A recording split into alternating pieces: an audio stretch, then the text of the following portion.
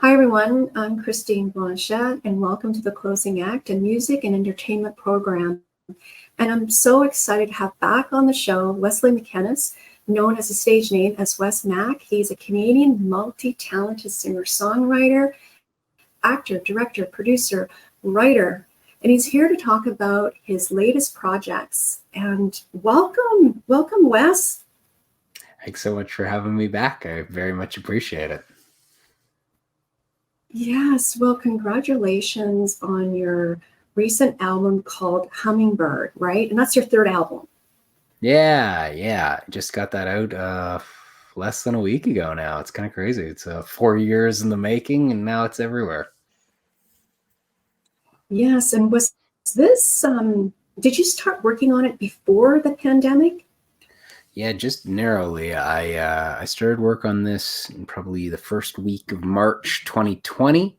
And things seemed like they were normal for 10 or 12 days of that, and then obviously everybody knows how that one goes. Yeah, and it changed. It changed everything in my life, changed everything in everybody's lives, but it certainly changed the trajectory of this album, my plans to record it, traveling to different cities, writing with different people, and it all became Zoom sessions and FaceTimes and a lot of producing things myself and just sharing files from city to city, and kind of reworked the entire workflow of making music, and which was initially kind of uncomfortable, and by the end was something I really enjoyed.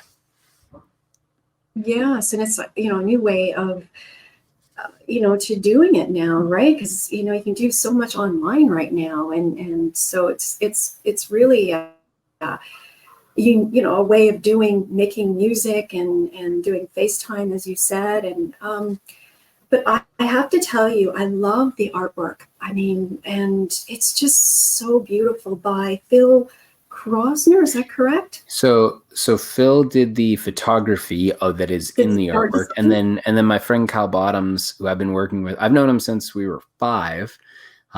We've been friends for most of our lives, and he's been on board for website and graphics and branding from the very beginning of my music career more than 10 years ago. And so we kind of worked together on a bunch of things, but I will say Hummingbird is very much his baby. That cover, I sent him some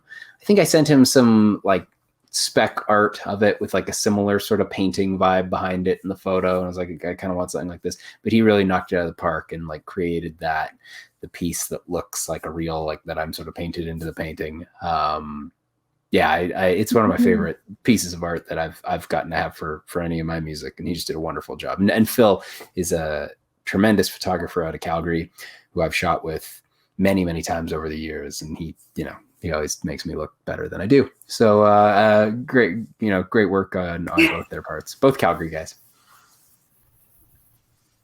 Yes, no, it's so colorful, and it's I just as I said, I love it. So I also like the title, Hummingbird. Yeah, how did you come up with the title? Yeah, it's kind of a combo of factors came together for that. So the studio, my studio in Vancouver, where a lot of the record came together, my girlfriend had put out a hummingbird, not like a feeder, but it had like a syrup, sort of like a water and sugar kind of solution in it. There's these red hummingbird feeders you'll see. And so we had a hummingbird very frequently, usually every single day, would come and visit us and hang out there.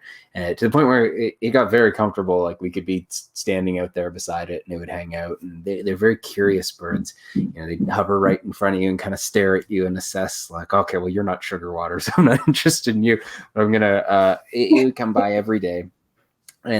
And that was always, especially during the height of the pandemic, that was a very, it interrupted the monotony. In any given moment, we would stop and we'd look.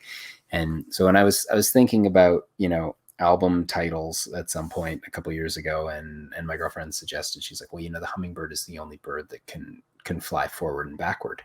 And there was something about that really stuck with me. I was like, that's neat, because I feel like this album, for me and much of the world, there's been a lot of going backward and forward and backward and forward, and going backward in order to change your plans and figure out how to proceed forward. And there's some sort of metaphor baked into that I like.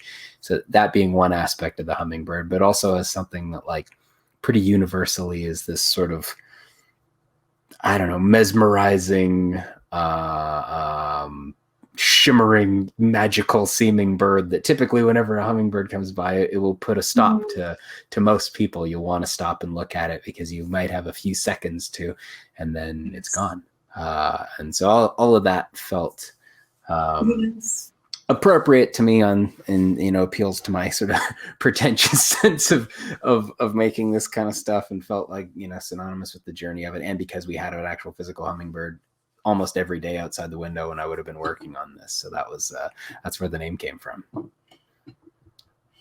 Yes. And I heard it's a good sign too, right? It's magical, and it's so fast. Like you see it, it's gone. Yeah, that's the thing. They're very, they're very captivating thing. I feel very lucky any day I get to see a hummingbird. I mean, I got really into hanging out with birds in general through the pandemic. Yeah.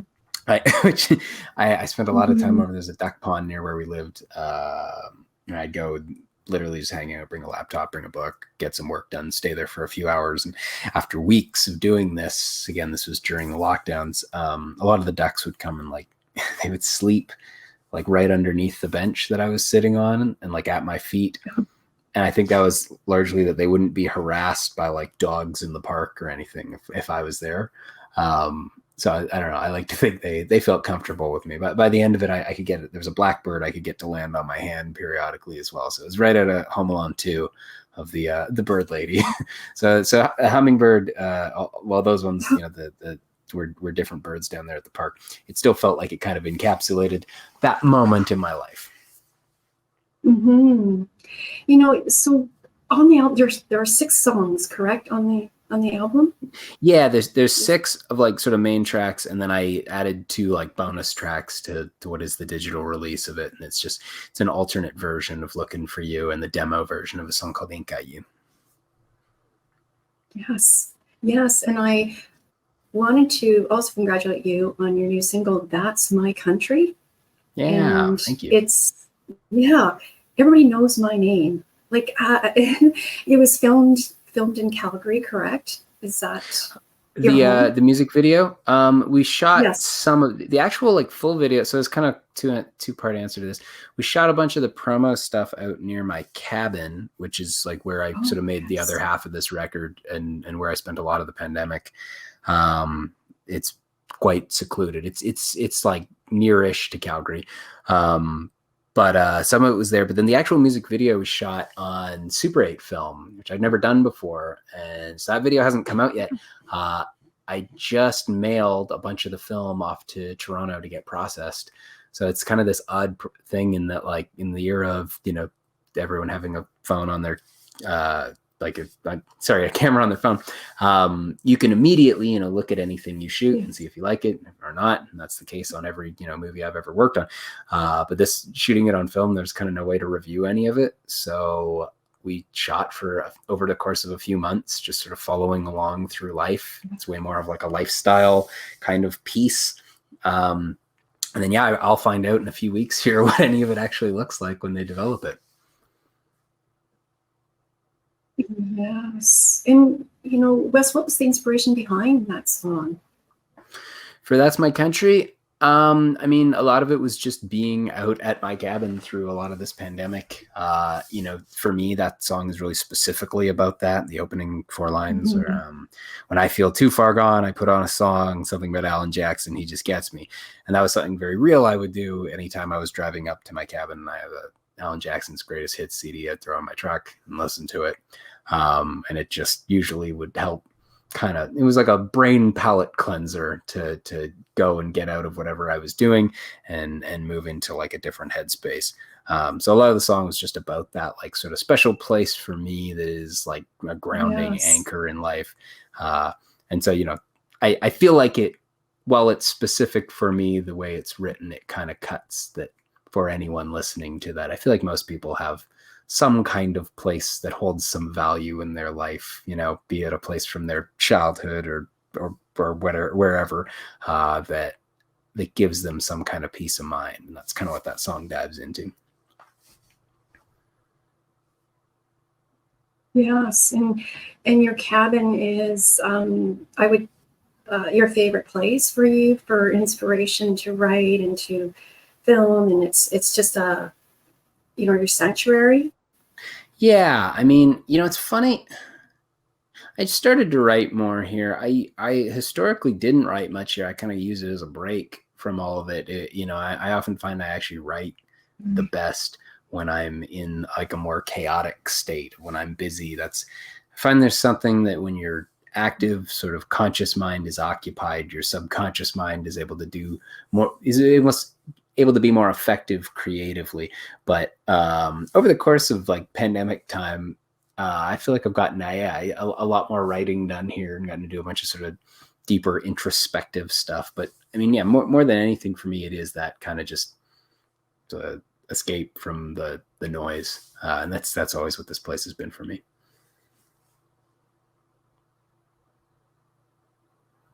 Yeah, it's wonderful. You have a lot going on. You have a lead role in a Christmas film called Cape Holly, and you play Luke, country musician. Sorry, and you also perform the original and classic music songs.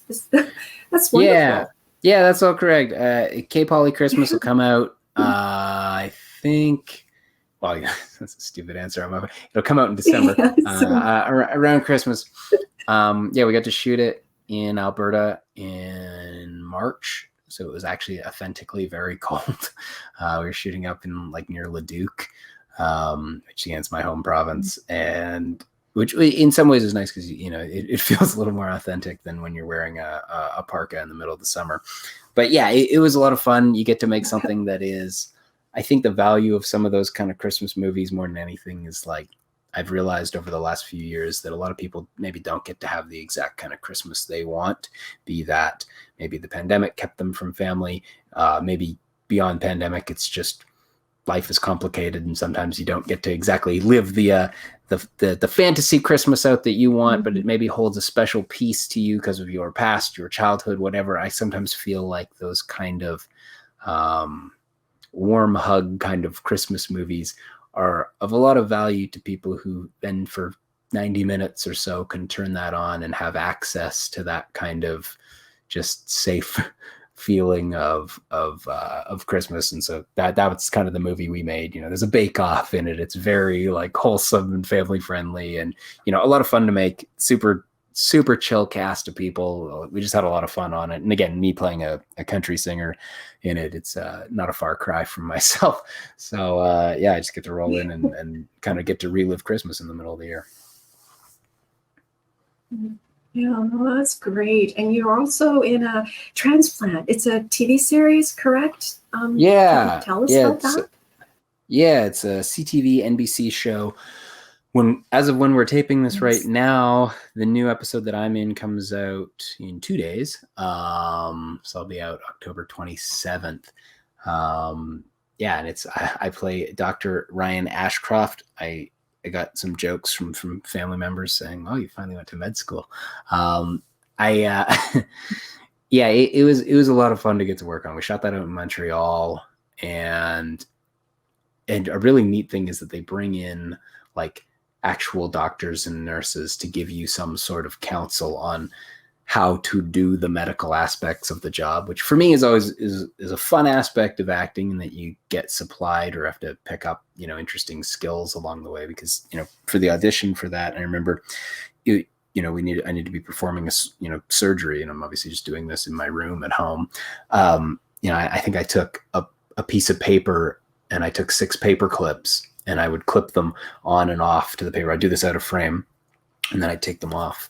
And that with that, and then you play out the scene and there's dialogue to it and you drop in the emotionality of all that, but it gives you something real to be doing with your hands, which I find is often extremely helpful in any acting situation. But you don't want to be doing that obviously on the day of, when they have a camera and they're filming you. So I was pleasantly surprised that when we got to set, or in advance of being there, they had like an actual medical rehearsal day, and they sent us a bunch of information on the procedures that we'd be performing on the show. And they handle it very well. And you as an actor feel really supported, because the last thing I want to do is make a mockery of anyone's profession and do a bad job executing it on there. So they support you well and give you the tools to feel confident enough to do a very narrow slice of being a doctor. Like, I felt competent in my one task that I had to be doing in this particular surgery. So it was a fun one to get to work on. Wow. So October 27th, correct? Yes. Okay. Yeah. I mean, Wes, what is next for you?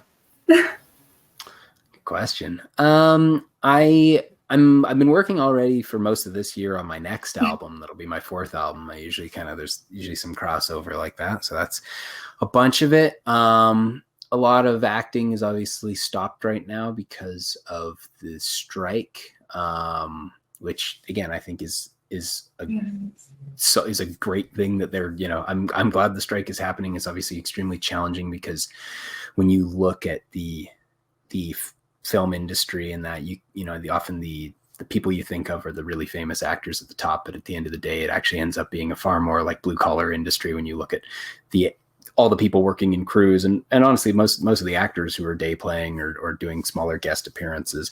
So it's a really challenging time, but I think it's an important bunch of issues being tackled. Of like, every time technology changes, there's huge seismic shifts that end up happening in the royalty rates that people receive. So all of that needs to be addressed. And then the role of AI as that emerges. Even in the last year, we've seen so much of how that just changes your experience on the internet and on social media, and that's hugely impacting the film industry. So all those issues are really important to be sorting out. So for the moment, I'm happy to be on the sidelines, waiting that out and hoping that all gets resolved properly. I have a lot to be working on musically. And a handful of other like film projects of my own that require like development time and writing time. So usually I don't know. If anything, I'm usually just looking for times to find rest in the middle of all of it. So a lot of that's just like right now is me having these couple of projects out and having the album out and supporting that. And again, I'm as of like a day from now starting to work further on a bunch of the stuff for the next album. So I'll be picking away at it and trying to fit a nap in there from time to time. Yes. And to check out your music, where can people go? They can find me on any streaming platform. If you look up Wes Mack, you will probably eventually find some of my stuff on Spotify, Apple Music, Amazon Music. I should be, unless there's been some calamity sort of error, I should be everywhere.